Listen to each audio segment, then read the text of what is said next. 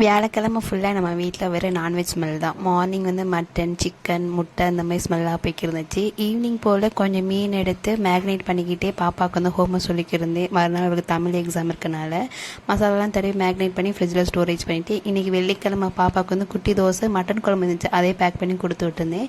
கொஞ்சம் மீன் வறுத்துட்டு பேக் பண்ணி அம்மா வீட்டுக்கு வந்துட்டேன். இந்த பேக் பார்த்தாலே தெரியும் நான் எதுக்காக அம்மா வீட்டுக்கு வந்திருக்கேன்னு.